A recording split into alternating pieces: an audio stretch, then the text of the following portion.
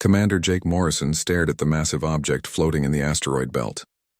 His ship's sensors had been picking up strange readings for the past 3 hours, but nothing had prepared him for this sight. What the Galactic Alliance computers had labeled as space junk was actually a ship, a very big ship. "Tony, are you seeing this?" Jake called to his engineer Tony Blake, who was hunched over his control panel. Tony looked up from his screens, his eyes wide. "Sir, that thing is huge. My readings show it's at least 5 kilometers long. That's bigger than anything in the Alliance fleet." Dr. Lisa Parker, the team's scientist, floated over to the main window. She had been studying old human artifacts for years, but she had never seen anything like this. The ship looked ancient, its hull covered in strange markings that seemed to glow faintly in the starlight. "Jake, we need to get closer," Lisa said. "Those markings on the hull, they look like old Earth writing. But that's impossible. Humans only started building big ships 50 years ago when we joined the Alliance." Jake nodded and ordered his pilot to move their small research ship closer to the massive vessel. As they got nearer, the true size of the ancient ship became clear. It was not just big, it was enormous. The hull stretched out in all directions, covered in weapon ports and launch bays that could hold hundreds of fighters. "What do you think it is?" Tony asked as he ran more scans.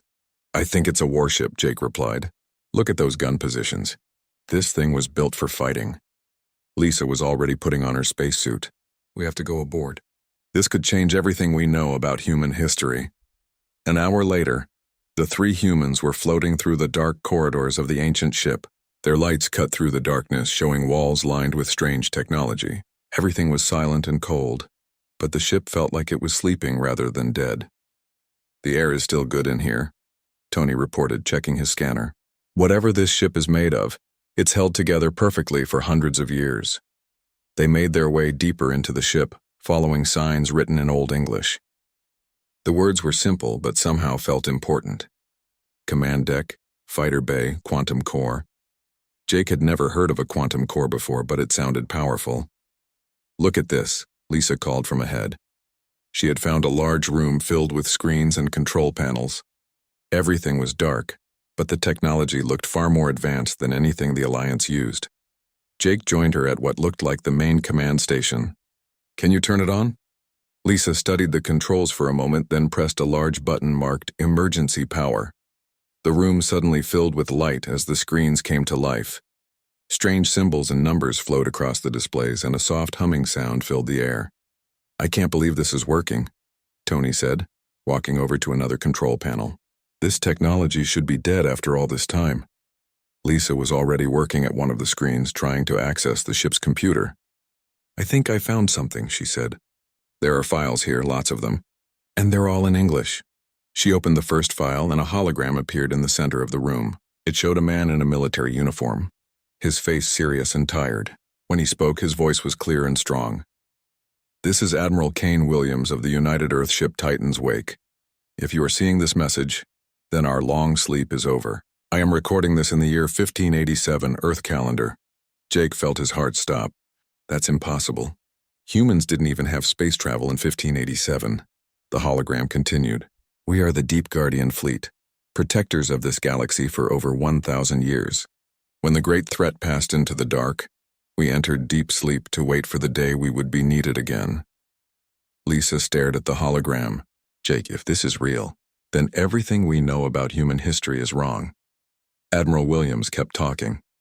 "Earth's children have spread to the stars, but they do not remember us. That was always the plan. We hid ourselves and our ships so that humanity could grow and learn without the weight of our ancient war." Tony was checking his scanners again. "Sir, I'm reading massive energy sources all through this ship. Reactors, weapons, engines. Everything is here and it's all working." The hologram changed, showing images of Earth as it looked centuries ago. But this was not the Earth from history books. This Earth had massive space stations and fleets of ships that filled the sky. "We fought the Devourers for 300 years, Admiral Williams explained. "They came from beyond the galaxy, machines that ate entire star systems. We stopped them, but at great cost. Most of our fleet was destroyed, and Earth itself was nearly lost." Jake watched in amazement as the hologram showed battles between human ships and strange, dark vessels that seemed to absorb everything around them. When the war ended, the surviving ships of the Guardian Fleet went into hiding.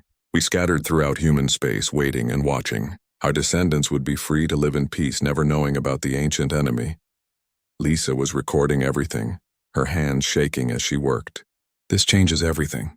Humans weren't primitive when we joined the Alliance. We were already the most advanced species in the galaxy. The hologram showed more images now. Human ships with weapons that could crack planets, fighters that moved faster than light, technology that bent space itself.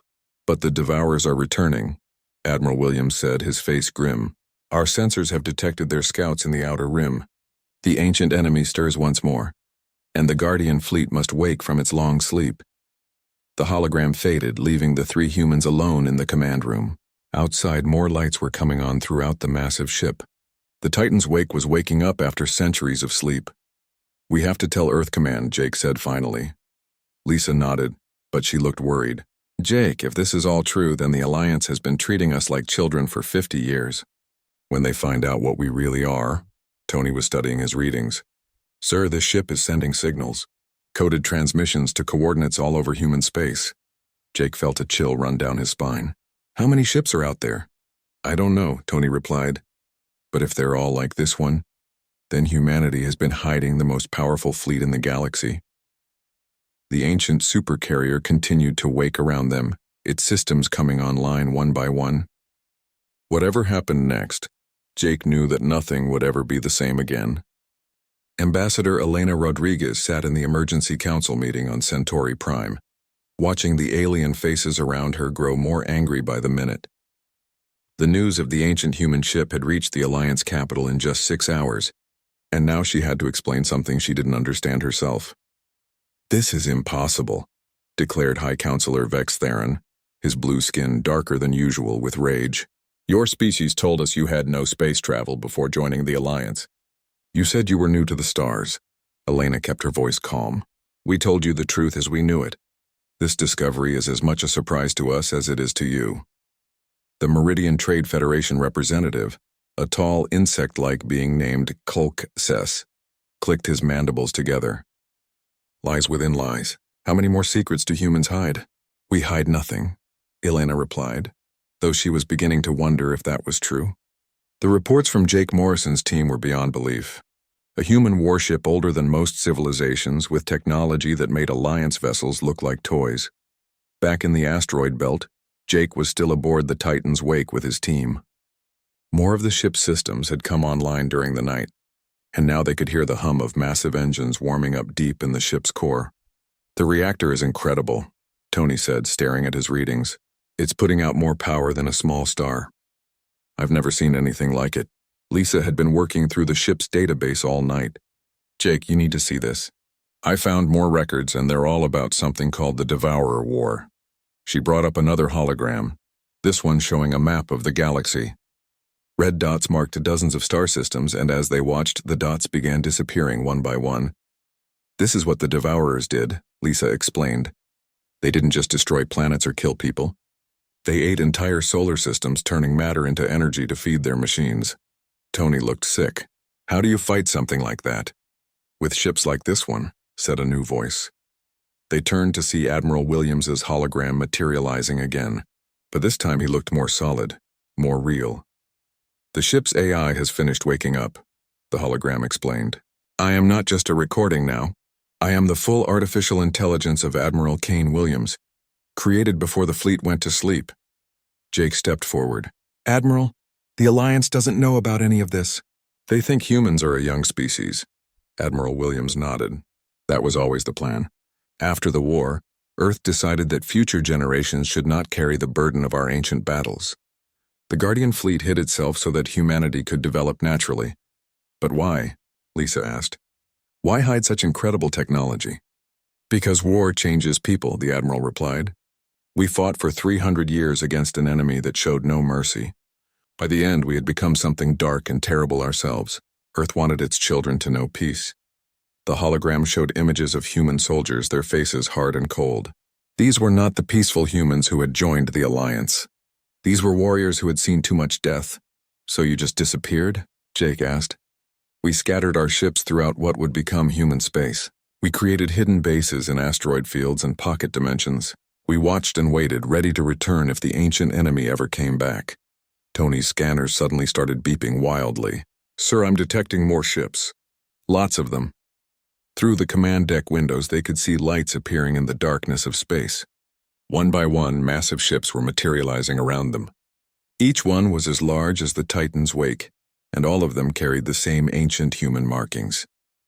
"The Guardian Fleet awakens," Admiral Williams said. "We have been sleeping for over 600 years, but the call has gone out. The Devourers stir once more." Jake counted at least 30 ships, and more were appearing every minute.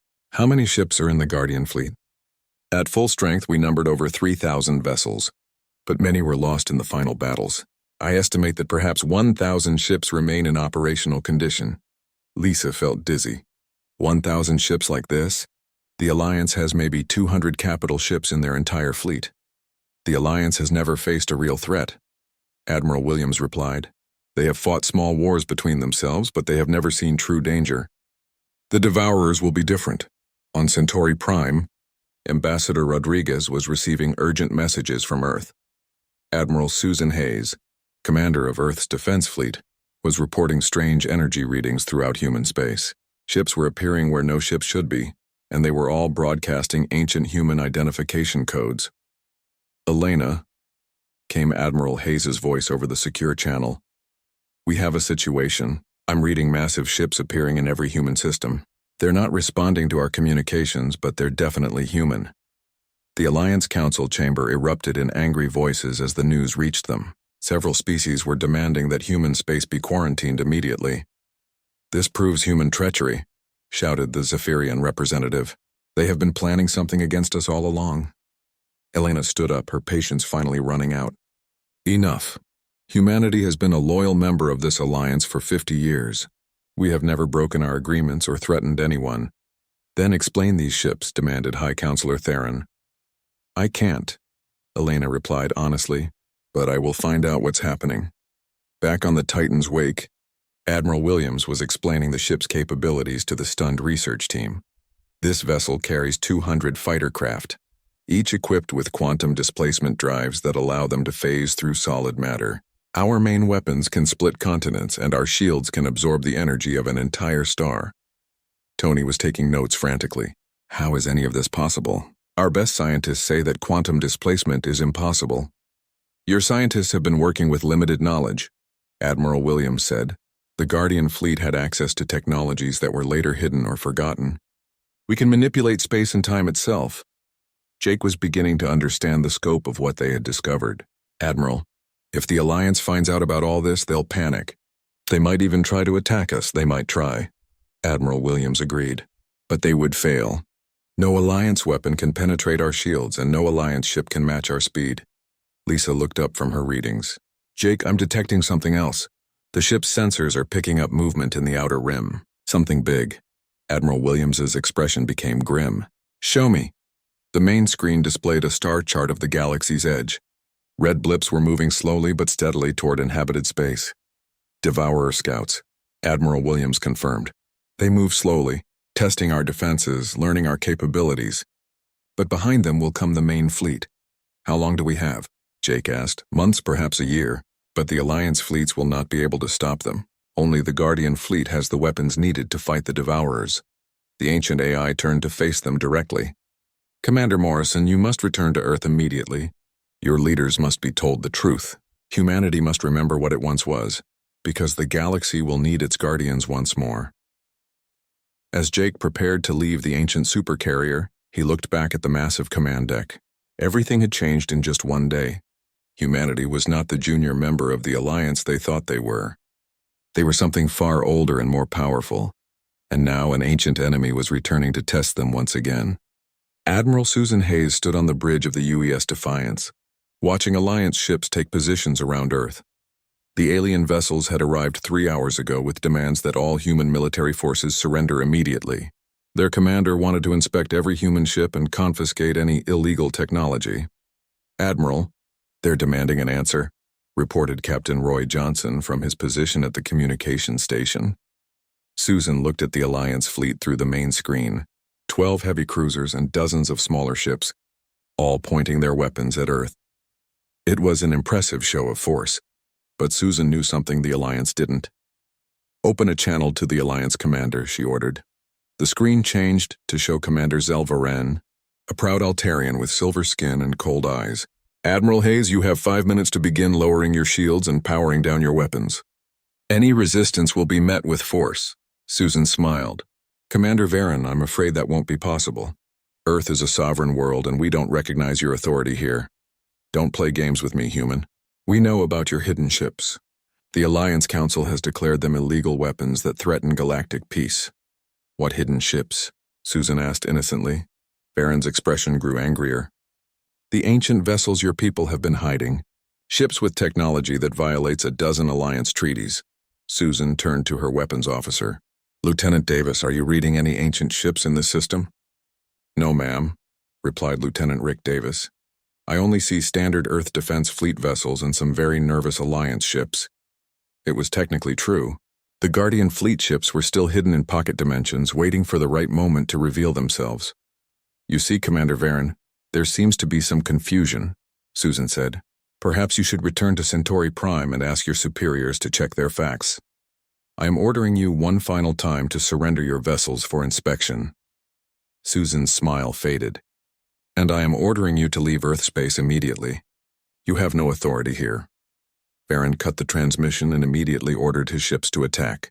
Plasma beams and missile volleys erupted from the Alliance fleet, all aimed at the small group of human ships defending Earth, but the weapons never reached their targets. The human ships simply vanished, reappearing behind the Alliance formation in the blink of an eye. "What just happened?" Varen demanded of his sensor operator. "Sir, they used some kind of instantaneous jump drive. They're now in attack position behind us." "Impossible! Humans don't have that technology." The answer came in the form of weapon fire from the human ships. But these weren't normal weapons. The beams that struck the Alliance vessels passed right through their shields as if they weren't there, disabling engines and weapons without destroying the ships. "All Alliance vessels. This is Admiral Hayes." Susan's voice came over the communication channels. "Your ships are now disabled. You will be escorted out of human space immediately. Any further hostile actions will result in the complete destruction of your fleet." Meanwhile, on Centauri Prime, Ambassador Elena Rodriguez was in an emergency meeting with the Alliance Council. The news from Earth had reached them quickly, and panic was spreading through the alien leadership. "This proves human treachery," High Counselor Theron declared. "They have been lying to us for 50 years, hiding weapons that could destroy entire fleets." Elena remained calm. "The Earth Defense Fleet acted only to protect our homeworld from an unprovoked attack. Commander Varen had no legal authority to demand surrender from a sovereign Alliance member." "Legal authority?" screeched the Meridian representative. "Your ships used weapons that don't exist. They moved through space in ways that violate the laws of physics." "I'm sure there's a reasonable explanation," Elena replied, though she was just as surprised as everyone else. The real explanation was taking place on the hidden Guardian Fleet base inside the asteroid belt. Jake Morrison had arrived there 2 days ago and was now watching as Admiral Williams briefed Earth's military leaders via hologram. "The quantum displacement drive allows our ships to shift between dimensions," Admiral Williams explained to the amazed officers. "Alliance sensors cannot detect us when we're phased, and their weapons cannot harm us." General Peter Clark, head of Earth's military, looked stunned. "Admiral, you're telling us that humanity has had this technology for over 1,000 years?" "Correct. Your ancestors built the Guardian Fleet, using technologies that were far beyond anything the current Alliance possesses. We have weapons that can crack planets, shields that can absorb stellar energy, and engines that can cross the galaxy in days." Dr. Lisa Parker, who had remained on the Guardian base to study the ancient technology, looked up from her research. "General, I've been analyzing their computer systems. The Guardian Fleet has detailed records of every species in the galaxy, including many that the Alliance has never encountered." "How is that possible?" asked General Clark. Admiral Williams answered. "The Guardian Fleet has been exploring and protecting this galaxy for over 1,500 years. We have encountered threats and wonders that your Alliance cannot imagine." Jake stepped forward. "General, there's something else. The Devourers are coming back. Our sensors show scout ships moving toward Alliance space. The hologram changed to display a tactical map of the galaxy. Red dots mark Devourer movements along the outer rim. slowly but steadily advancing toward inhabited worlds. How long do we have? General Clark asked. 6 months, perhaps 8, Admiral Williams replied. But the Alliance cannot stop them. Their weapons are useless against Devourer technology. Only the Guardian fleet has the power to fight this enemy. Back on Centauri Prime, the Alliance Council was debating whether to declare war on humanity. The demonstration of human military superiority had terrified many species, and some were calling for immediate action. We cannot allow humans to possess such weapons, argued the Zephyrian High Counselor. They could conquer the entire galaxy if they chose. Elena stood up. Humanity has no interest in conquest. We have been peaceful members of this alliance for 50 years. While hiding weapons of mass destruction, Theron shot back. We didn't know about those weapons until 3 days ago, Elena replied honestly. Then who controls them now? Demanded the Meridian representative. Elena paused. That was the question she couldn't answer. Earth's government was scrambling to understand what they had discovered, and Admiral Hayes was reporting that more ancient human ships were appearing throughout their space. The truth was that the Guardian fleet was awakening on its own. Following protocols set down centuries ago, ancient AIs were taking command of ships that had been sleeping in hidden bases, and they didn't take orders from Earth's current government. The situation is complex, Elena said finally. But I can assure you that humanity poses no threat to Alliance peace. Can you? Theron asked coldly. Can you guarantee that these ancient humans will follow your government's orders? Elena realized she couldn't. The Guardian fleet answered to Admiral Williams and others like him, artificial intelligences created by humans who had fought a war that ended before most current civilizations had even discovered fire. On the Guardian base, Admiral Williams was explaining the command structure to Earth's leaders. The Guardian fleet operates under ancient protocols, he said. We were created to protect the galaxy from existential threats.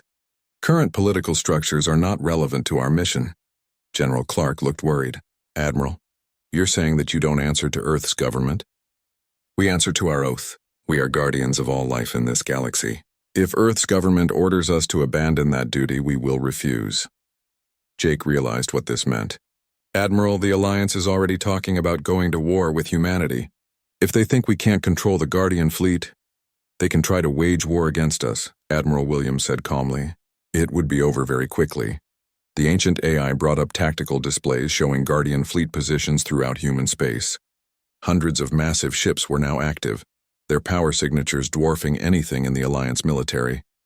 But war is not necessary, Admiral Williams continued. The Devourers will arrive soon and the Alliance will need our protection. When they see what the ancient enemy can do, they will understand why the Guardian fleet exists. Elena was receiving reports from Earth about the growing crisis. More Guardian ships were becoming active, and their mere presence was causing panic throughout Alliance space. Several species were demanding that their fleets be recalled to defend their homeworlds. High Counselor Theron, she said during the council session, may I suggest that we focus on the real threat. These Devourer scouts that human sensors have detected pose a danger to all of us. Convenient that only human sensors can detect them, Theron replied suspiciously. Then send your own ships to verify, Elena challenged. The coordinates are available. The Alliance would send ships and they would find exactly what the humans claimed. Devourer scouts were indeed moving toward inhabited space, testing defenses and gathering intelligence. But by the time the Alliance realized the true scope of the threat, it might be too late. The ancient enemy was patient and methodical, but when they struck, entire civilizations could be swept away in days. The Guardian fleet was humanity's gift to the galaxy, but it was The first Devourer attack came without warning. The Altarian colony of New Corinth simply vanished from all sensor readings in the space of 6 hours. When Alliance ships arrived to investigate, they found nothing but empty space where a thriving world of 12 million people had once existed. Captain Lisa, Chen of the UES Sovereign, received the emergency transmission, while her ship was hidden in a pocket dimension near the outer rim. The Guardian fleet had been watching the Devourer scouts for weeks, but even Admiral Williams had not expected them to strike so quickly. Admiral, we're receiving reports from Alliance Command, reported Lieutenant Mary Foster from the communications station. They're calling it a natural disaster, some kind of stellar phenomenon. Admiral Williams' hologram appeared on the bridge of the Sovereign. It was no natural disaster. The Devourers have perfected their harvesting techniques. They can now consume an entire planet and its star in a matter of hours. Lisa felt a chill run down her spine. She had studied the ancient records, but seeing the enemy in action was different. Admiral, shouldn't we help the Alliance investigate? They would not welcome our assistance, Williams replied. They still view us as a threat rather than protectors. But that will change when more colonies disappear. The Admiral was right. Over the next 2 weeks, 3 more star systems vanished from the outer rim. The Zephyrian mining world of Beta Station, the Meridian Research Facility at Kala 7, and the independent trading post of Farhaven all suffered the same fate. Billions of lives simply ceased to exist. Alliance fleets rushed to the affected areas, but they found only empty space and strange energy readings that their sensors couldn't identify. Panic was spreading through the galaxy's civilizations as they realized that something was systematically destroying entire worlds. On Centauri Prime, High Counselor Theron was coordinating the Alliance response. His proud confidence had been replaced by growing fear as reports flooded in from the outer rim. "How many ships can we muster?" he asked his military advisors. 800 capital ships, sir," replied Admiral Kex Norton, the Alliance's top military commander, "plus about 3,000 smaller vessels. Is that enough to stop whatever is doing this?" Admiral Norton looked uncomfortable. "Sir, we don't even know what we're fighting. Our sensors can barely detect these ships, and the few times we've engaged them, our weapons had no effect." Ambassador Elena Rodriguez had been attending these emergency sessions, trying to offer assistance that was repeatedly refused. "High Counselor, Earth sensor networks have been tracking these attackers for months. We have detailed information about their capabilities." Theron glared at her. "Information gathered by your illegal fleet of hidden warships. We will not accept help from those who have deceived us." Elena sighed. "Sir, with respect, this is not the time for politics. These attackers pose a threat to every living being in the galaxy. Then perhaps your people should have warned us earlier, instead of keeping their ancient weapons secret." The argument was interrupted by an urgent communication from the Rim Patrol. Commander Zel Varen, the same officer who had tried to force Earth's surrender, appeared on the main screen. His ship looked damaged and his face showed pure terror. "High Counselor, we have engaged the enemy fleet," Varen reported. "Sir, they're not just ships. They're something else entirely."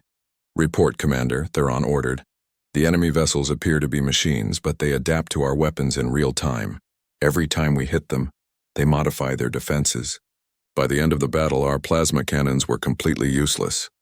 Admiral Norton leaned forward. "What about your shields and armor?" "They had some kind of disintegration beam. It didn't destroy our ships, it just made them stop existing. We lost half the patrol fleet in 15 minutes. The transmission cut out suddenly and all attempts to re-establish contact failed. The Rim Patrol fleet had been the Alliance's strongest formation, and it had been wiped out in less than an hour. Meanwhile, the Guardian fleet was mobilizing for war. Admiral Williams had activated all remaining ships, and hundreds of ancient human vessels were emerging from their hiding places throughout the galaxy. Each ship carried weapons and technology that dwarfed anything in the current era. Commander Rick Davis led a squadron of Guardian fighters from the carrier UES Liberty. His pilots were all volunteers from Earth Space Force, hastily trained to operate the incredibly advanced ancient fighters. "This is different from anything we've ever faced," Davis told his squadron, as they prepared for their first mission. "These fighters can phase through solid matter, travel faster than light, and their weapons can crack asteroids. But remember, we're not just fighting for Earth anymore. We're fighting for every living being in the galaxy." The Guardian fighters were works of art as much as weapons of war. Each one was equipped with quantum displacement drives that allowed them to exist in multiple dimensions simultaneously. Their pilots could phase through enemy shields, appear behind targets instantly, and strike with weapons that manipulated space itself. Jake Morrison was now serving as Admiral Williams's liaison to Earth Command. He had been aboard the Titan's wake for 3 weeks, learning about the true scope of the Guardian fleet's capabilities. "Admiral, how do we fight an enemy that adapts to everything we throw at them?" Jake asked as they reviewed Devourer attack patterns. "We use weapons they cannot adapt to," Williams replied. "The Devourers are machines, very sophisticated ones, but still machines. They learn from energy patterns and physical forces, but they cannot adapt to weapons that operate outside normal spacetime." The hologram showed Jake a display of Guardian fleet weapon systems. There were reality warpers that could make enemy ships simply cease to exist, temporal disruptors that aged targets to dust in seconds, and quantum cannons that fired pure possibility itself. The key is not to fight the Devourers directly, Williams explained. The key is to deny them what they need. They consume matter and energy to grow stronger. We must starve them. Back in Alliance space, the attacks were accelerating. The Devourers had learned enough about galactic defenses to begin their main assault. Fleets of the machine ships were emerging from dark space, moving toward heavily populated star systems. The Alliance military was in chaos. Their weapons were useless, their sensors couldn't track the enemy effectively, and their commanders had no idea how to fight an opponent that learned from every encounter. High Counselor Theron finally swallowed his pride and contacted Ambassador Rodriguez. Elena, we need to discuss terms for human assistance. Elena had been waiting for this call. What kind of terms did you have in mind? Full integration of human forces into Alliance command structure. Your hidden fleet will operate under Alliance authority. Elena shook her head. That's not going to work, sir. The Guardian fleet doesn't take orders from current political authorities. They answer to protocols that are over 1,000 years old. Then how do we coordinate our response? You don't coordinate with them, Elena explained. You get out of their way and let them do what they were designed to do. Theron's pride warred with his growing desperation. And what were they designed to do? Protect the galaxy from exactly this kind of threat. The conversation was interrupted by emergency alarms throughout the Alliance capital. Devourer ships had been detected moving toward Centauri Prime itself. The enemy was no longer content with destroying outer rim colonies. They were coming for the heart of galactic civilization. Admiral Norton's voice came over the communication system. All ships, battle stations. Enemy fleet detected at the edge of the system. Estimated arrival time, 6 hours. Elena looked at Theron. Sir, your fleet cannot stop them. But the Guardian fleet can. At what cost? Theron asked. No cost to you, Elena replied. But you have to trust us. In space around Centauri Prime, the Alliance fleet was taking defensive positions. 800 capital ships and thousands of smaller vessels formed a massive wall between the Devourers and the planet below. It was the largest fleet ever assembled in galactic history, but Admiral Williams knew it wouldn't be enough. The Devourers had learned too much about Alliance technology. They would adapt to every weapon, overcome every defense, and consume every ship unless the Guardian fleet intervened. All Guardian ships. This is Admiral Williams, came the transmission across ancient communication channels. Operation Starwall is now active. Defend the galaxy. Throughout human space and beyond, massive ships began phasing into normal space. The Guardian fleet was no longer hiding. For the first time in over 600 years, humanity's true military might was revealed to the galaxy. And the ancient enemy was about to learn why the Devourers had failed to conquer the galaxy so long ago. The Devourer fleet emerged from dark space like a plague of metal locusts, 300 massive ships, each one a kilometer long and bristling with adaptive weapons.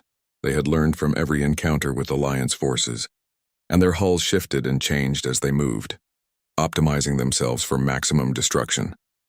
High Counselor Theron watched from the command center on Centauri Prime as his fleet moved to intercept. 800 Alliance ships against 300 Devourers.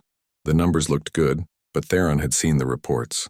Numbers meant nothing against an enemy that adapted to every attack. All ships commence firing, ordered Admiral Norton. The space between the two fleets lit up with weapons fire. Plasma beams, missile volleys, and energy cannons erupted from the Alliance vessels. For a moment, it looked like they might succeed. Several Devourer ships took damage, their adaptive hulls struggling to compensate for the massive bombardment. But within minutes, the enemy began to adapt. Their hulls shifted, becoming immune to plasma fire. Their shields reconfigured to absorb missile explosions. The Devourer ships started moving faster, their engines evolving to outmaneuver Alliance vessels. Sir, our weapons are becoming less effective, reported Admiral Norton. They're adapting faster than we anticipated. Theron felt despair creeping into his heart. This was exactly what had happened to every Alliance fleet that had faced the Devourers. In an hour, maybe less, his entire armada would be destroyed. That's when the Guardian fleet arrived. They didn't announce themselves or ask for permission. One moment, space around Centauri Prime contained only Alliance and Devourer ships. The next moment, Massive human vessels were materializing throughout the battlefield, ships that dwarfed even the largest Alliance dreadnoughts. Their hulls marked with ancient Earth symbols that glowed with their own light. Jake Morrison stood on the bridge of the Titan's wake as Admiral Williams coordinated the battle. Around them, the Guardian fleet was deploying in formations that had been perfected over centuries of warfare. "All Guardian vessels, this is Admiral Williams," came the transmission. "Remember your training. These are not the devourers of old. They have learned much, but so have we," Captain Lisa Chen acknowledged from the Sovereign. Guardian 2 standing by. Commander Rick Davis checked in from his fighter squadron. Guardian fighters ready for deployment. The Devourer fleet immediately turned their attention to the new arrivals. Their sensors had never encountered ships like these, and their adaptive systems began working frantically to analyze the new threat. But the Guardian fleet didn't attack immediately. Instead, they surrounded the Devourer formation and began broadcasting something on frequencies that shouldn't have existed. "What are they doing?" Admiral Norton asked his sensor operators. "Unknown, sir. The human ships are generating some kind of field that our instruments can't identify." On the Titan's wake, Admiral Williams was implementing a strategy that had been developed over centuries of fighting the Devourers. Activate the reality anchors. Lock local spacetime into current configuration. Throughout the Guardian fleet, ancient devices came online. These were not weapons in any conventional sense. They were tools that manipulated the fundamental structure of reality itself, preventing the Devourers from adapting by making change impossible. The effect was immediate. The Devourer ships suddenly stopped evolving. Their hulls froze in their current configuration. Their weapons locked into existing patterns. For the first time in the battle, they seemed confused. "Now," Admiral Williams ordered. The Guardian fleet opened fire with weapons that had no names in any modern language. Beams of pure possibility struck Devourer ships, causing them to phase out of existence. Temporal disruptors aged enemy hulls to dust in seconds. Quantum cannons fired bullets made of compressed spacetime that punched through any material. The Devourers tried to adapt, but the reality anchors prevented any change. They were locked into their current form, vulnerable to weapons they had never encountered before. Captain Chen watched from the Sovereign as her ship's main cannon charged up. "Engaging stellar lance," she reported. The weapon fired a beam of concentrated star matter that burned through 3 Devourer ships in a single shot. This was technology that could crack planets, focused into a weapon of incredible precision. Commander Davis led his fighter squadron in an attack that defied physics. The Guardian fighters phased through Devourer shields, appeared inside enemy hulls, and fired quantum torpedoes that exploded in multiple dimensions simultaneously. "This is impossible," one of the Alliance officers whispered as he watched the battle. "How can they do these things?" Admiral Norton was recording everything. "Those aren't just advanced weapons. They're using technology that operates outside our understanding of reality." The Devourer fleet, which had seemed unstoppable just minutes before, was being systematically destroyed, but they had one final trick. The surviving ships began to converge on each other, combining their mass into a single enormous vessel. Fusion protocol, Admiral Williams identified. "They're creating a harvester." The combined Devourer ship was now 5 kilometers long and bristling with every adaptation they had learned. It was a monster that could consume entire star systems, and it was heading directly for Centauri Prime. "All Guardian ships, deploy the Starbreaker," Williams ordered. Jake had read about the Starbreaker in the ancient records, but he had hoped they would never need to use it. It was the Guardian fleet's ultimate weapon, something so powerful that it had only been used twice in the entire Devourer War. Admiral Williams turned to Jake. "Commander, you need to evacuate to a safe distance. What we're about to do will be visible from the other side of the galaxy." Jake shook his head. "I'm staying, Admiral. Someone needs to witness this." The Guardian fleet began moving into a complex formation around Centauri Prime star. Each ship took a precise position, their combined arrangement, forming a pattern that had been calculated by Earth's greatest scientists over 1,000 years. "Ago, all ships report ready," came the confirmations. "Activate the Starbreaker." Admiral Williams commanded. The Guardian ships began channeling energy directly from the star itself, not just its light and heat, but the fundamental nuclear forces that powered stellar fusion. They were turning Centauri Prime's sun into a weapon. A beam of pure stellar energy, focused and controlled by Guardian technology, lanced out from the star toward the approaching harvester. The beam was so intense that it warped space around it, creating visual distortions that hurt to look at. When the beam struck the harvester, the massive devourer ship simply ceased to exist. Not destroyed, not vaporized, but unmade on a fundamental level. The space where it had been was now empty in a way that seemed to absorb light itself. The remaining devourer ships, cut off from their combined vessel, were quickly hunted down by Guardian fighters. Within an hour, the enemy fleet had been completely eliminated. In the aftermath, space around Centauri Prime was filled with the wreckage of Alliance ships that had been damaged in the early fighting. But the planet itself was safe. The Guardian fleet had emerged victorious without losing a single vessel. High Counselor Theron stood in his command center, staring at the tactical displays in disbelief. How many casualties did the human fleet take? None, sir, his aide reported. Not one Guardian ship was even damaged. Ambassador Elena Rodriguez approached the High Counselor. Sir, Admiral Williams would like to address the Alliance Council. An hour later, the emergency council session was unlike any in Alliance history. Admiral Williams's hologram stood before the assembled representatives of dozens of species, his ancient uniform marking him as a relic from a forgotten age. Members of the Galactic Alliance, Williams began. For over 600 years, the Guardian fleet has watched over this galaxy from the shadows. We have protected your civilizations from threats you never knew existed. High Counselor Theron found his voice. Why did you hide from us? Why didn't you reveal yourselves when we formed the Alliance? Because you were not ready, Williams replied. The Guardian fleet was created in an age of war. We were weapons of terrible power, wielded by humans who had seen too much death. When the Devourer threat passed, Earth made a choice. Future generations would know peace, not war. The Meridian representative spoke up. But you've been watching us all this time. Protecting you, Williams corrected. There are threats in this galaxy beyond your current understanding. Ancient machines, hostile dimensions, entities that feed on entire civilizations. The Guardian fleet has dealt with them all quietly without your knowledge. Helena stepped forward. The Guardian fleet is humanity's gift to the galaxy. They ask for nothing in return except the right to continue their mission. And what is that mission?